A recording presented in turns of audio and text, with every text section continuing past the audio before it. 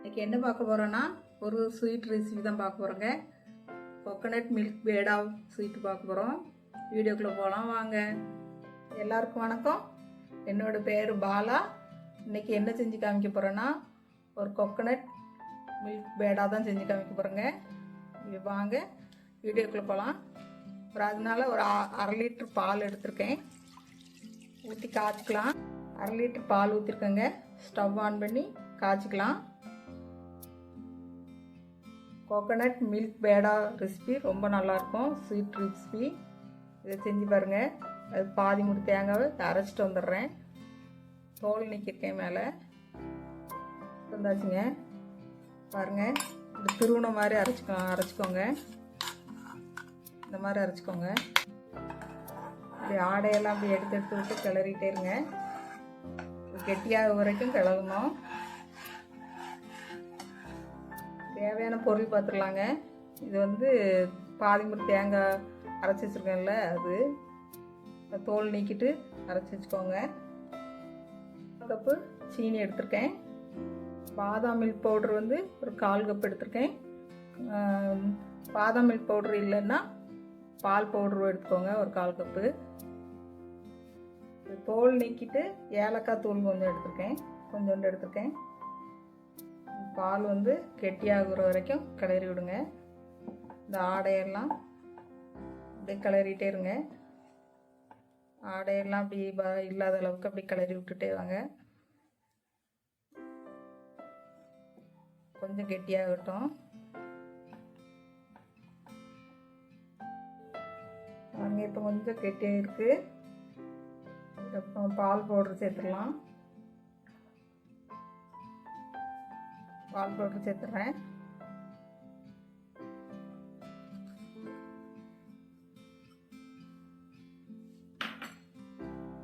சேர்த்து கிளறலாம். கொஞ்சம் ஒட்டாத பாத்திரம் எடுத்துக்கோங்க. கிளறிட்டே வாங்க. அப்படியே கெட்டியாக பால் பதம் வர வரைக்கும் கிளறிக்கிட்டே வரணும். அப்படியே தேங்காயும் போட்டுடலாங்க. அரைச்சி வச்சுருக்கோம்ல, அந்த தேங்காவை போட்டுறேன்.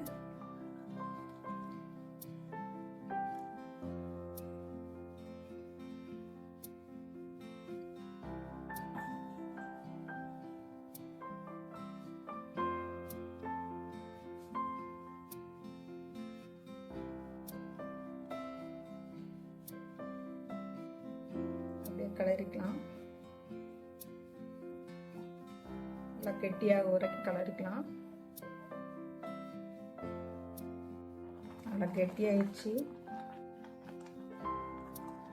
சீனி சேர்த்துக்கலாம். நான் 3/4 கப் சீனி எடுத்துருக்கேன். உங்களுக்கு எக்ஸ்ட்ரா வேணும்னா கொஞ்சம் சேர்த்துக்கோங்க. எக்ஸ்ட்ரா இனிப்பு வேணும்னா இன்னும் கொஞ்சம் எக்ஸ்ட்ரா சேர்த்துக்கோங்க.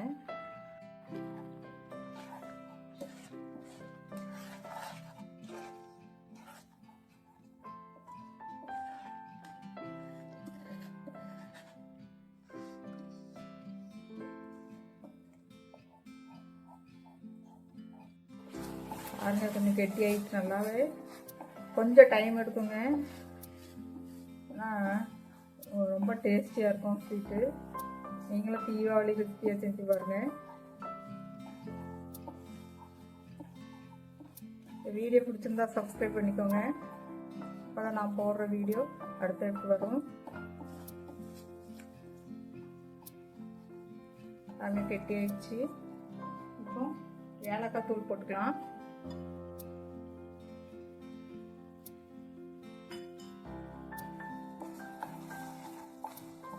அது நல்லா கிளறி விட்டுடலாம். ஈஸியான ரெசிபி தாங்க. கொஞ்சம் அப்படி கெட்டியாக கொஞ்சம் டைம் எடுக்கும். பால் கோவா பதம்னா இந்த அளவுக்கு எடுத்தால் போதும். நம்ம வந்து பேடா செய்கிறோம், மில்க் பேடா. அதனால் இன்னும் கொஞ்சம் கெட்டியாகட்டும்.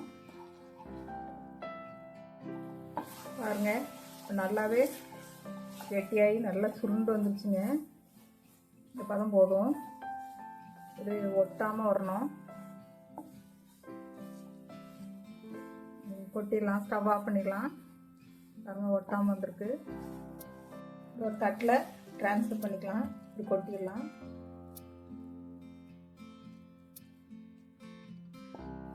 கொட்டி வச்சுக்கலாம். கொட்டி வச்சுட்டு கொஞ்சம் ஆறட்டுங்க.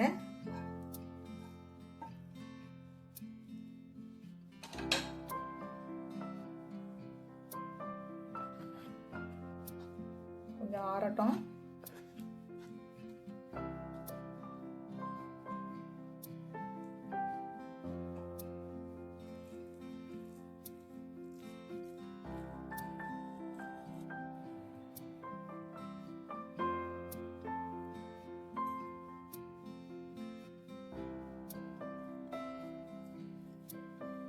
சேவ் பண்ணிக்கலாங்க.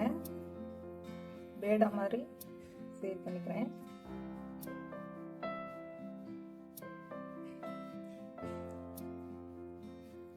பாருங்க பாருங்க, இதே மாதிரி எல்லாம் பண்ணி வச்சுக்கலாம்.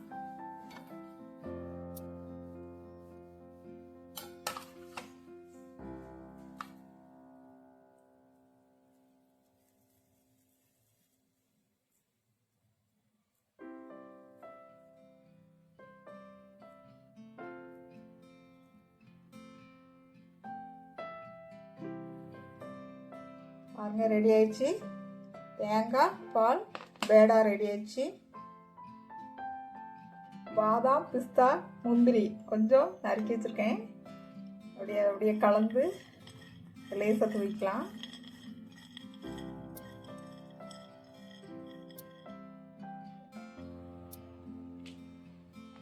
கொஞ்சம் மேலே லேசாக தூவிக்கலாம்.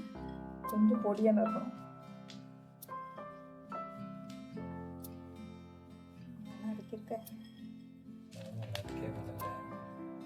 சூப்பரான ஸ்வீட் ரெடி. தம்பி டேஸ்ட் பார்க்கலாமா?